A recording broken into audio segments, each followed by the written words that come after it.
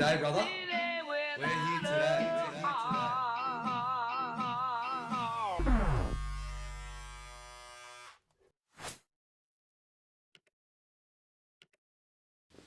Alright. Welcome to the show, Hayden. Thanks for having me. Oh, thank you. Thank you. This is another one today that I've been looking forward to really well. Yeah. Been very excited about this. Plenty of things to say, mate. Plenty of stories to tell. Fuck, got no shortage of them, that's for sure. Well, the first one is, tell me about your haircut today and what we're going to be doing. Alright, so same as usual, which for me is we're doing fucking short back and sides and then just neatening up the top and then trimming the beard after I fucking cut it off. So, yeah, just lining that back up. Yeah, line it back up. Fucking We don't need to trim much off the beard. We just need to do the line up and the edges. Yeah, get the tough stickers back out, you know. Done. No point in having the tough stickers if no one's going to see them, mate.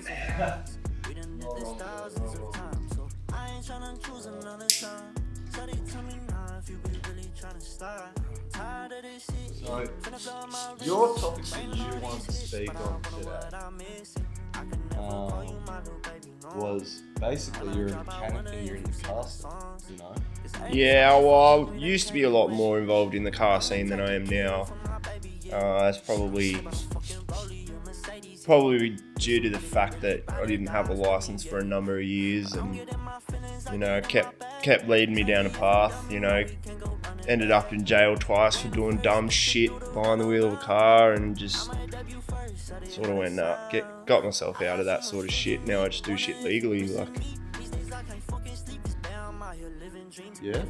Yeah. Well, tell us a bit about your job first, right? Because you're a mechanic, and that's going to be the first thing that you focus on if you're not doing the wrong thing. Tell me what your job is and where you work. So at the moment, my qualification is light vehicle mechanic. So your cars, you know, diesels, stuff up to light trucks, that sort of stuff. Yep. Been doing that 11 years now. Pretty much dropped out of school and started my apprenticeship the next day. Had an apprenticeship lined up. Yep. And been in the trade ever since. Currently I'm working out at Transstate Tyres and Mechanical out in Tuggeranong.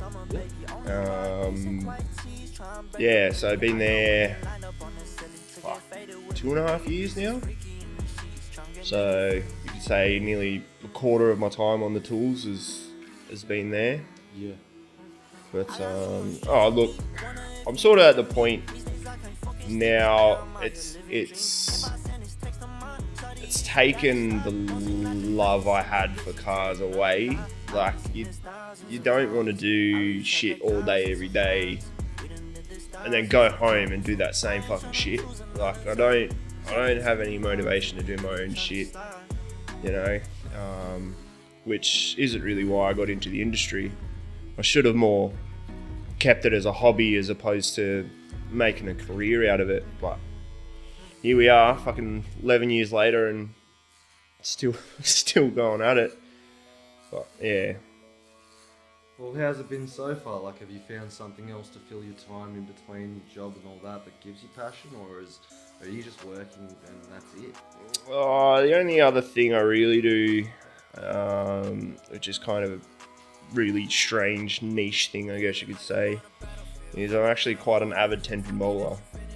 So I've been all around Australia representing state, fucking all that shit for 10-pin bowling, which I can blame my mum and dad for, because they met in a bowling alley, so I was kind of fucking doomed from the start. I spent most of my childhood in bowling alleys, so I just figured, fuck it, I'll give it a go. So that's not bad. Can you actually tell me a bit about that? Like, that's actually a dope topic. I want to know more about 10-pin bowling right now, actually. Yeah, well, it's, as I said, it's a very niche thing. It's not really something a lot of people realise. There is a very competitive side to it. Yeah. And believe it or not, the world number one, you know, called one of the best bowlers in the world, is actually from Orange, like 3 hours away.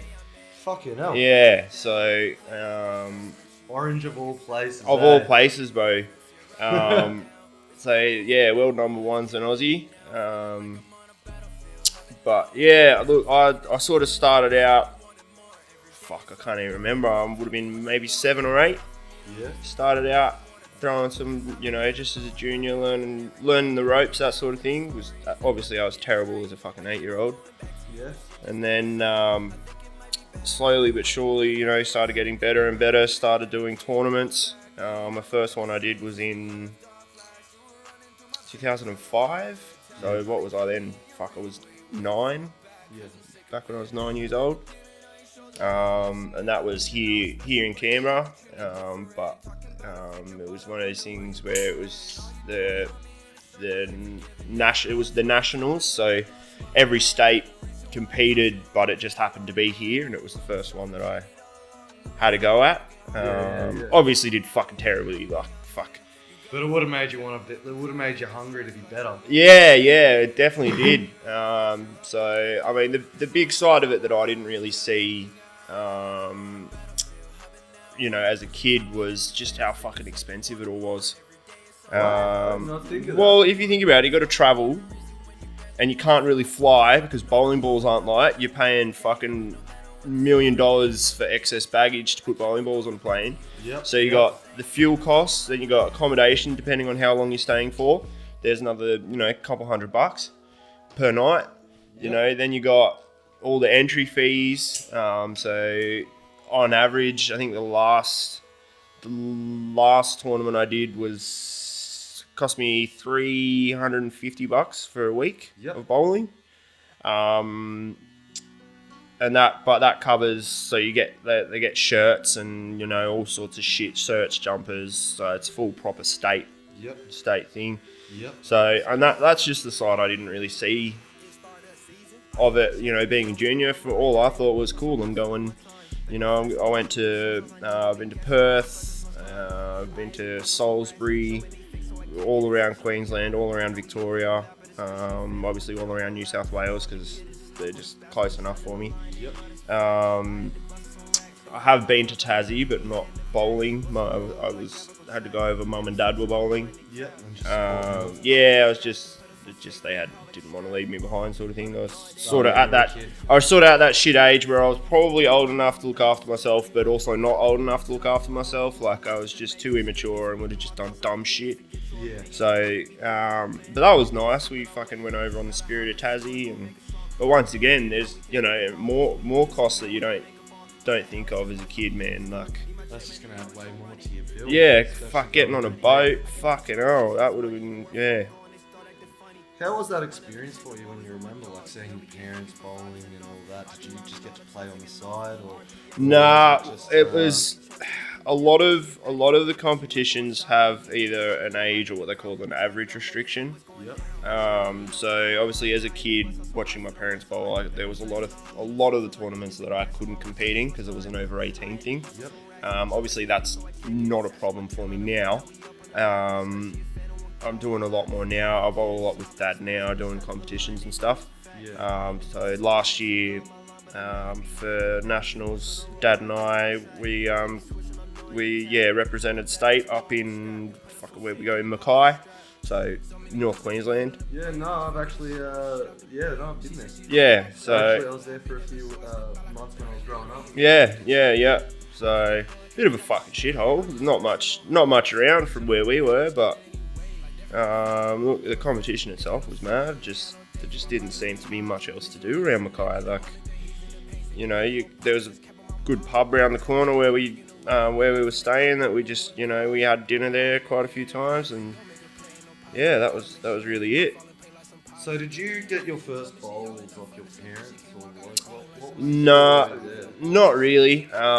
So they're all obviously different weights. So Mum and Dad were using like your 13s, 14s, 15s, whereas I started off with an 8-pound bowling ball. Yeah. So actually started out doing the juniors league at Belconnen before Belconnen got renovated. Yep. And they had the pro shop there, and ended up getting my first bowling ball through the pro shop. Got it drilled up so it all fit my hand. Like it was the holes. Yeah, the holes were drilled for my hand, and then that's where it started. And then, unfortunately, due to an injury at work, I reckon around 17, 18, I had to give it up for a little bit. I tore my rotator cuff in my shoulder, in my right shoulder. So that had me off the lanes for a bit. And then a few years ago, Dad goes, "Oh, why don't you come? Why don't you come back? How's your shoulder? Why don't you come back tomorrow?" I'm like, "Yeah, all right." Just thinking, fuck it, I'll give it a go. Yeah. And that was 3 years ago. Now I'm doing 3 leagues and going all around Australia again.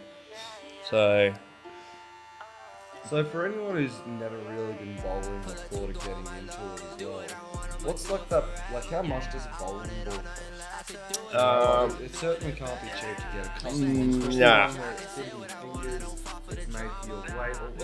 What do I not know about this that you can kill So there's a lot more to it than just the bowling ball. So at the moment I've got 7 balls. So they all do. Dragon balls? God, I had to throw that in. Come on. I got nothing for that. No, I wish, man. Actually, one. Well, that's the point of having 7 Dragon Balls. You wish. Yeah. But yeah,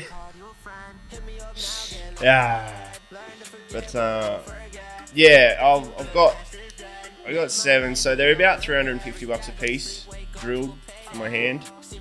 But then you got other things like got my own shoes. Yep. The most expensive. I've got fucking more pairs of shoes than I can count on fucking 2 hands and both my feet. But the most expensive pair of shoes I own are my bowling shoes. So I think they were about 400, maybe a little bit less. They better be Nike or Adidas or something. No. So they're a bowling brand, obviously. So their Hammer is the brand. But they got all fucking interchangeable soles, depending on... It gets real technical, man. Like, a lot of people don't see it. If you go to different centres have different approaches. Some are real fast, some are real slow, so you can adjust your sole to suit. So it's just depending on kind of like the... it's not. What would you call the lane? Like, what's the technical term for that? So they're all synthetic. 99% of them are synthetic. There are still some wood ones around. Yeah. But they're generally in your older centres that just don't have the money or the resources to upgrade. Yeah. But yeah, not 99% of them are now a synthetic lane. Yep. So yeah, but it's depends on, like, even here in Tuggeranong, simple things like if it's been raining the day that you're bowling, it'll make the approaches real slow because the humidity sticks to the approach. Yep. So that changes. I don't change my sole. I change my approach a little bit. But you've got to sort of be able to adapt, and that's the sort of things you've got to think about. So you got a pre-plan based on like day conditions, maybe even something that's going on there at the time. Yes and no. You sort of, before every night at league, you get 10 minutes of practice, just so you can sort of feel out how the lanes are, how to read the lane, how the approaches are, what ball you're going to start with, and then you got things like further through the night, the lanes break down. They call it breakdown. So the oil that was on the lane is no longer there because you're throwing your ball in the same spot or around. I don't throw it in the same spot because I'm just not that fucking good. But same area, sort of within 3 or 4 boards of each other. Yeah. So that makes a big difference. That's why I've got fucking 7 bowling balls. So that it comes back to sort of all the gear and no idea. But I'm getting there. I'm sort of sitting at a 196 average at the moment. 196. So what's that? Like, what's the 196 average? Because I know nothing. So you got your game right. 10 frames to a game. Yep. So on average, I would shoot 196 over those 10 frames. I got you. Yeah. So that's my average. That's what I've averaged over for the. That's your average score, and that's sort of what you. Yeah, that's what I've got to hit basically to have a chance at getting my point in the head-to-head. Yeah. Depending on how the other person's bowling. Yeah. But it's crazy, and it gets real technical. Unfortunately, I had my injury this year, so I've had to completely relearn, I guess, reshape how I bowled so that I wasn't putting more stress and doing more damage to myself. So yeah, it's a very niche, very it is strange. Like, I know it's fucking weird. Like, I'm not stupid. I know it's fucking weird, but I enjoy it. It's When I was living in Wollongong for 5 years, I was part of the licensed bowling club. yeah, Right, now that's just lawn bowling. yeah, I don't think it's much of a between that gets people out. exactly right. Everybody's got their niche, their sport. I don't have much sport, but everybody's got their niche thing that they Yeah, love. yeah. And if this is your niche thing that you love, you're not the only one. Yeah, no, there's fucking, well, if it's enough for, you got world championships, nationals, all sorts of shit. Like, so Dad's actually been over to Japan for bowling. He competed in one of the seniors, competed for Australia in one of the seniors tournaments. Yep. So yeah, that was crazy. Like, yeah, you can go anywhere with it, really. Where have you gone with it? I'm not really gonna go much further with it, only because I don't have the skill set and the mindset that a lot of people have with it. I mean, yes, I am shooting a 196 average, but so if you look at like the pro circuit, which it's more of a bigger thing in America, you look at the pro circuit, they're averaging like 230, 240. And if you think about it, a perfect game's 300, and they're consistently hitting 240 every freaking time. Like, there's no way. There's no competition. Nah, there's like, I'm never gonna get there, which is fine. But like, one of the guys I used to bowl with as a junior, he's had a crack over it at the pros, and he's won a couple of titles and stuff over there. So more for him. But he was always an absolute freak when it came to bowling. Just didn't matter what the conditions were, didn't matter where he was just bang nailing it every time. Really impressive dude to watch bowl. It was, yeah.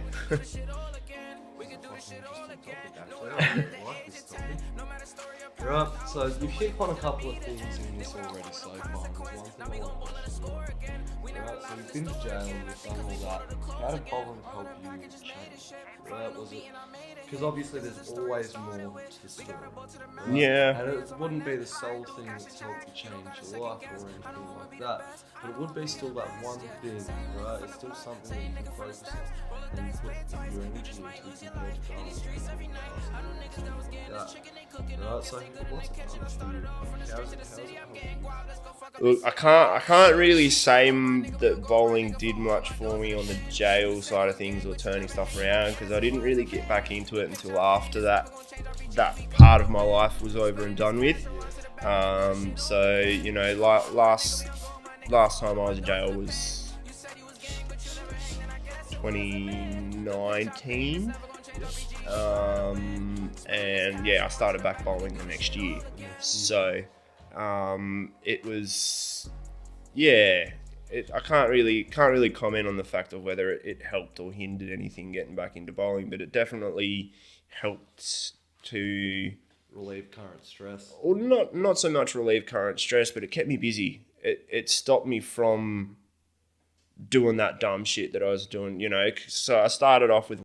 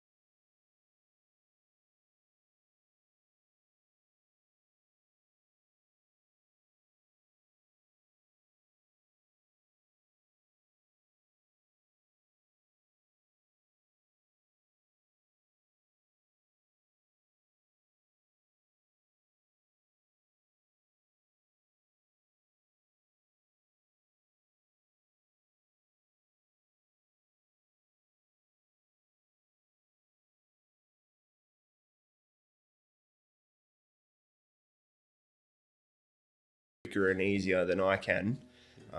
It's just really impressive to watch. Yeah. But if I don't make finals, so be it. It's more about the experience in a different centre for me. You just enjoy the whole. Yeah. I just enjoy it as an experience, I guess. Yeah. But yeah. So you've been bowling for about 10, 15 years in total, right? On and off. Right, but what are some moments, and not so much for your parents, but stand out for you personally in that career, right? Because you've been doing it a long time. Like, what's your proudest moment, or what's one of those moments that have stood out for you, or even fucking the funniest thing you've seen bowling, right? Something that someone's just done where you're like, wow, what the fuck was that? There's some pretty weird and wonderful styles from people, Australia wide. Sometimes you sort of look and go, how have you not broken your shoulder, or how have you not broken your wrist, or how have you not broken your knee? Like, just that sort of thing, because it just looks so uncomfortable and so just strange. Like, the human body shouldn't go that way, I'm sure of it. But so that's probably, you get a bit of value out of that, bit of entertainment out of that. Probably the two big standout things for me was last year when we went to Mackay. I actually made the All-Stars, so team of the year. Yep. Out of 60 bowlers, I ended up third. So that was a bit of a confidence boost for me. And then the other one was the only real tournament I've ever won as a junior, was the Orange Junior Cup. And that was... Fuck, when was that? Obviously when I was a junior, but I was maybe 13 or 14. Yeah. So they were the two sort of milestones for me. And look, I've had sort of wins and losses here and there, but haven't really won any tournaments, because they do what they call an all events, where you do like a singles, a doubles, or a teams. And I've had a few times where either I've won the singles for my division, or me and someone else have won the doubles, or we've placed top in teams, stuff like that. But nothing too memorable really. As I say, it's just sort of part of being on the circuit. Sometimes you win, most times you lose. Just don't go to some lanes and absolutely bowl the house down. And then for me, more often than not, I go to a set of lanes and fall in a heap and have no fucking idea what I'm doing. Gee, it is what it is. Fair call. For me, the hardest thing for me, especially coming up through juniors, was my mental game. It brought me unstuck, because I just spent so long inside my own head of, you got to do it this way, you got to do it that way. Why aren't you doing this? Why can't you do that? Just do it this way. And it just unraveled me, and ended up. I've had a few yellow cards in my time from kicking ball returns and throwing equipment and having fucking hissy fits, and yeah, it's been a ride. Been a ride. Been a ride? Yeah. Not wrong. It sounds like.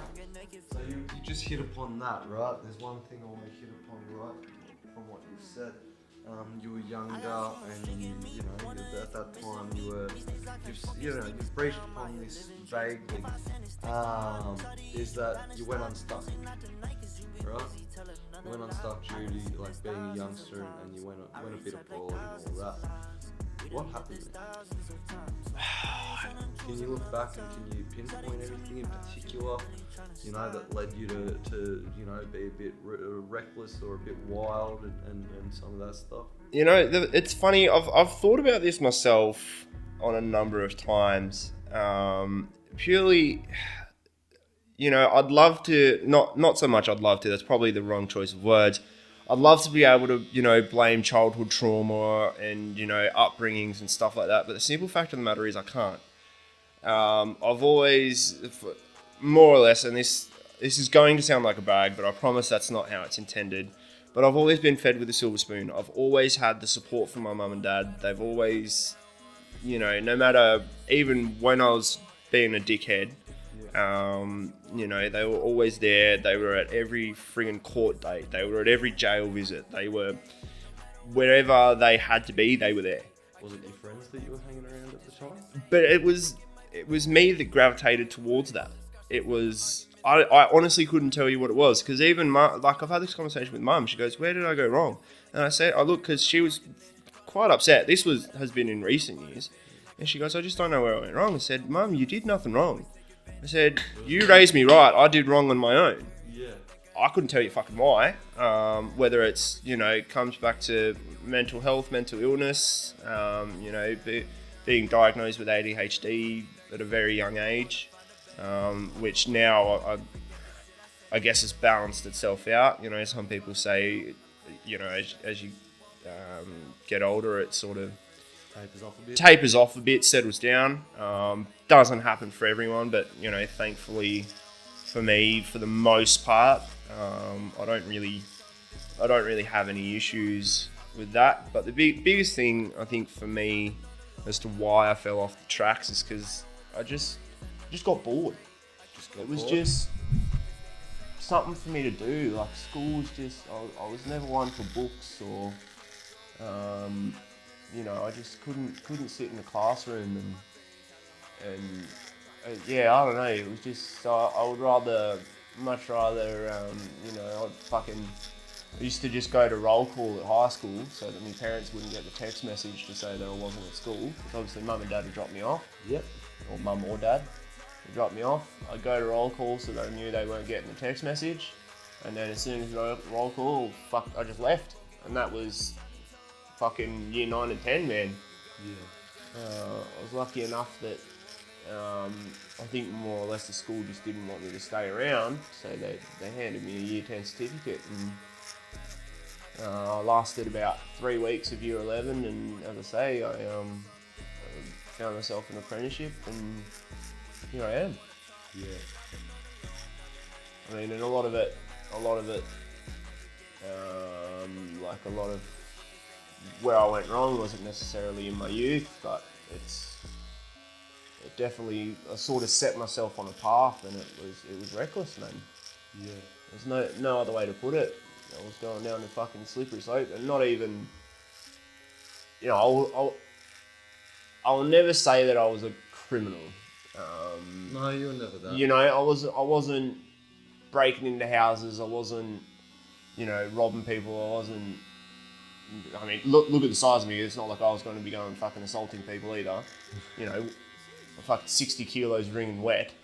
You know, I couldn't fight my way out of a wet paper bag in the rain with a knife. It wasn't any of that shit. I just ended up on this path where, and just with cars, I just thought I was above the law. You know, lost my license fucking 2016, end of 2016, and just kept driving, man. Yeah. Just kept driving, you know. It was like, you know, you can take my license, but, you know, you'd have to take my keys. You know, I just had that mentality for so long. And what the stupid thing, as much as I hate to say it, is what sort of woke me up to it was the judge that fucking threw me in Goulburn jail. Yeah. Because fuck me, dude. As I said, I can't fight. I'm not there. violent. I'm not, you know, but the way the New South Wales system works, you have to be in maximum security until they give you your classo, what they call your classo, your classification. Yeah. So I ended up in in Goulburn in maximum security for driving charges. So I was there for 28 days until they moved me over to X-Wing, which is the minimum security part, once they finally gave me my classification. But that 28 days, man, that was hell. Yeah. Absolute hell. You know, so that was sort of the wake-up call that I hadn't yet received, to sort of go, hang on, you know, this isn't where I want to keep going, you know, and I'm just going to keep ending up here, because, you know, I went to, I gotten out of AMC 6 months before they sent me to Goulburn for the same shit, driving unlicensed. That's all it was, man. Yeah. You know, they sent me to AMC. My charges were driver disqualified, DUI for a .018, which is one of those things that where if I would have had a full license, wouldn't have been a DUI charge. But because you didn't But have because, a full license, I it's a was DUI charge. technically a special range, which is, you know, zero tolerance. You know, legal limit's .05, .018, that's a beer. Yeah.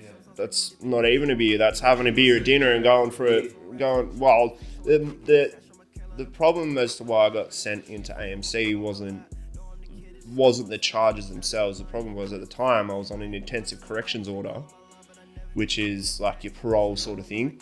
So at the time I was on an intensive corrections order for driving without a license. Yep. So bang, got done again. The judge is just going to be like, doesn't. Well, they have no choice. Yeah. Hands are tied. I have to finish the rest of that order in full-time custody. Yeah. Luckily for me, it was only 31 days. So I only did 31 days in AMC, and then, you know, that was it. But, you know, AMC, it was a lot cushier than Goulburn. Yeah. So it wasn't really a deterrent for me. It wasn't, you know, it sucked. I had limited contact with family, and, you know, they only sort of visited twice a week. And that was back, my Elijah, my youngest, was only sort of 6 months old at that time. So, you know, missed a lot of those sort of things. You know, missed him growing up like for a month. So I'm not trying to sit here and say I'm a fucking jailbird, because I'm not. But that was one of those things that's been like, you know what, I don't want this to happen. No. You know, like, you got in AMC, had that small, tiny little taste, and then you ended up going to Goulburn and had the real taste. Yeah, with the big boys. Fuck me, dude. That was fucking wild. Like, Jesus fucking Christ. Never again. And that's exactly right, man. That's, like, as I just said, I didn't ever really mean to them, but never again. I won't. Like, that was the fucking wake-up call. Yeah. I was supposed to do 4 months in Goulburn. Ended up appealing my case and winning my appeal, which, you know, a lot of people said to me, why didn't you just do the 4 months? And it's like, why the fuck would I want to do 4 months in jail? Yeah. Like, and I say, like, we ended up getting barristers and solicitors and all sorts of shit to appeal the case, and won the appeal. So that was a expensive journey. Barristers never cheap. No, I think it was about 10 grand an appearance. And there was three appearances, man. There was one to get the case. Yeah, see you later. And that's why people say, why didn't you just do the 4 months? Yeah, it would have cost you less than 30 grand. And, you know, looking at it, and I didn't know at the time. I just sort of, because mum and dad sort of said, look, if you want to appeal it, we can help. We can appeal it, but we just need to know that you definitely want to appeal it. I said, yeah, just fucking get me out of here. Because as I said, like, when the appeals process started, I was still in maximum security. Yeah. So I'm trying to get out there, and then I did a total of 4 days or 5 days in X-Wing, which is the minimum. And I could have done the 4 months in the minimum security. Because realistically, in comparison to bloody over the wall, it was nothing. It was, you know, people more or less kept to themselves, because, you know, one thing that's going to get you sent back into maximum is fighting, you know. They keep it at a minimum, or they go off, do it in their cells. So, you know, screws and none the wiser and that sort of shit. Yep. But yeah, like I could have done the 4 months in minimum security, but I finally got transferred to minimum security, and my appeal hearing was 3 days after that, 4 days after that. So at that point, the ball was already the dice had been thrown. Like, I couldn't stop the process then. The money had already been spent. Money's been spent. Dates have been set. You know. So after that, and after you've gotten out, what was some of the process you went through where you're coming to who you are now, right? Because who you are now is nothing like what I knew when we were younger. Yeah.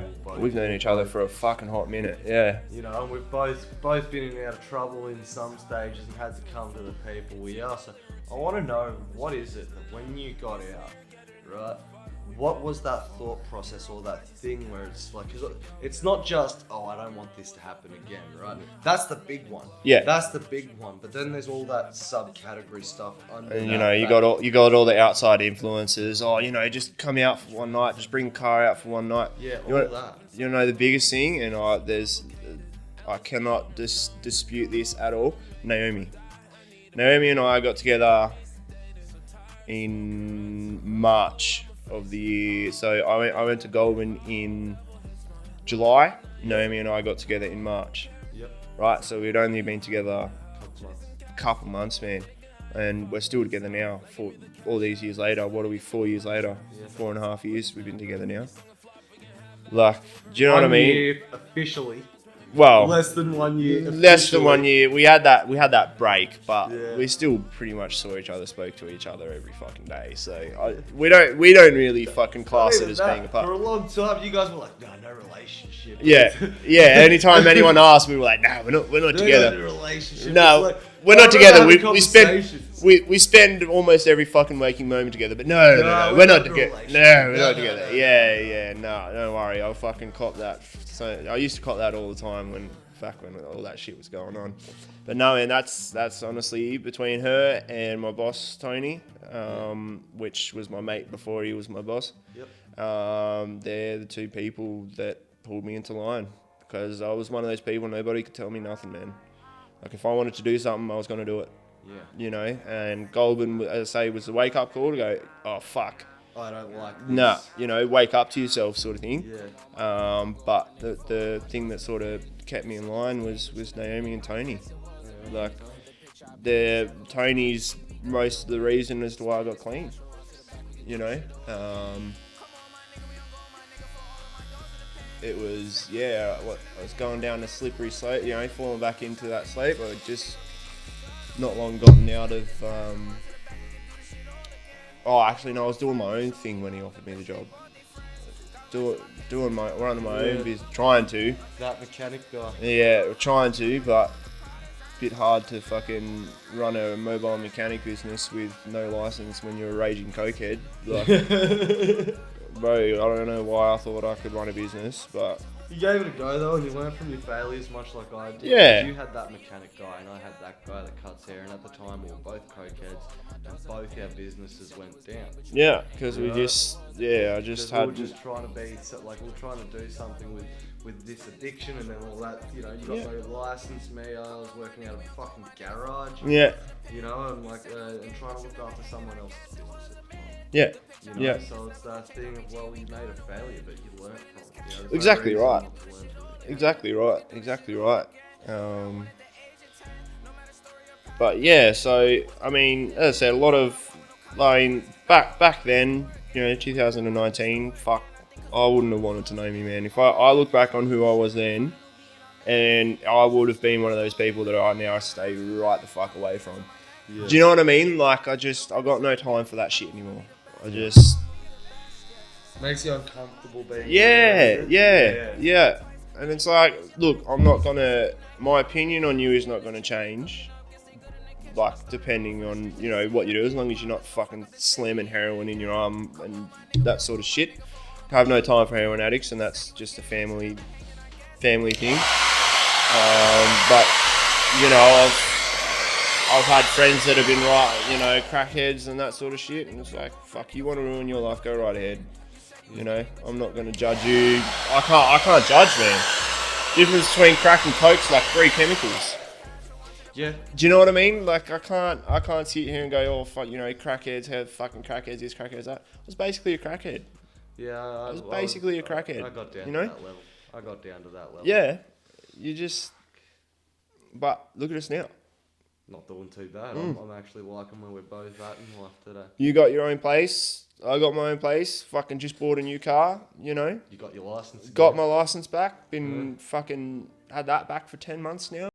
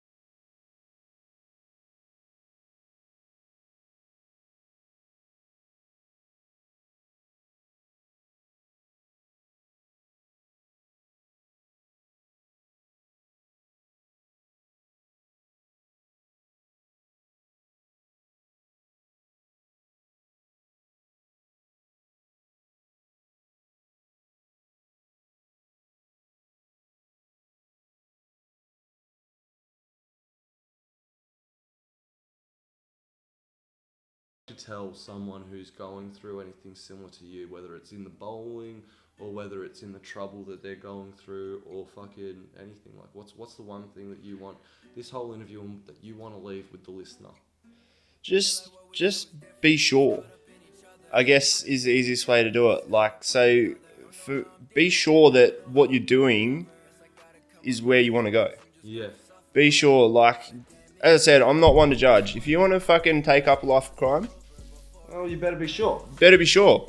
But, you know, if you want to do the crime, be prepared to do the time. Yeah. You know, and as I say, I'm not a fucking one of these hardened criminals, you know, that sort of shit. But I did my time for my crimes and I stopped. Yeah. Because I didn't want to do more time. Oh, you're the ideal criminal, the one who goes to jail and learns from it. Yeah, exactly. I got rehabilitated, you know. Yeah, but just, and the biggest thing for me, which I think helps a lot of people, is having a support network. Yeah. Whether it be mother, father, brother, sister, you know, friends, cousins, find your support person. Get it, mate, you know, and someone that's going to be a positive influence.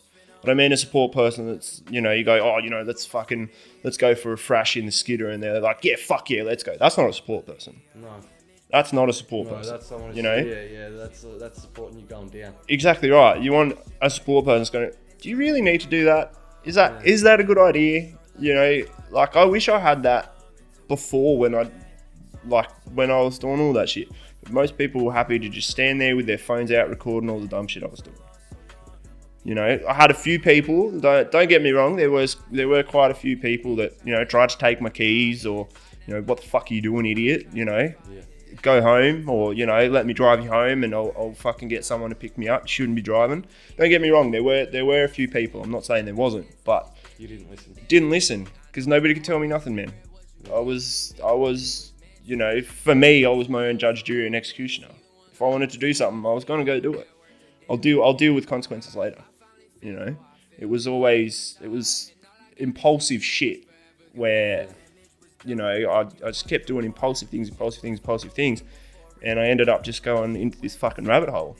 But, you know, and as I said, I always had the support from mum and dad, but they're only going to be so supportive. Not just that, they're only going to be. They can only help so much. Exactly right. They're not going to be. You know, I haven't lived at mum and dad's for fucking years. You know, so they're not going to be there to stop you from doing all that shit all the time. Yeah. Do you know what I mean? Like, yes, they are a very positive influence, very positive support person. But they can't stop you. They can't stop you. No. So, you know, you've got to find that positive influence that's basically, if you need it, like I needed it, which is there every fucking day going, nah, you're not doing that. Yeah. Nah, stupid idea. Fucking stupid idea. What are you thinking? You know, use your brain, idiot. Yeah. You know, someone even that does that, just, what the fuck are you thinking? No, that's not happening. You know? You're like, fucking weird fantasy, bro. Yeah, and you're like, yeah, alright, fair enough. That is a pretty stupid idea. Like, why the fuck did I think that was a good idea? Yeah. You know? That'd be the biggest thing, is just, if you think you're going to do it alone, it's not going to happen. No, and be sure about what you're doing. Exactly right. Done. Well, I wanted to thank you for your time today, Hayden. Nah, anytime, bro. Anytime. Had a great time having a chat. Yeah. Fucking had a great time. But we do the undercut. Then we come around. And look at that. We got a haircut. And a beard trim. And a beard trim. And a beard trim. Thanks, guys.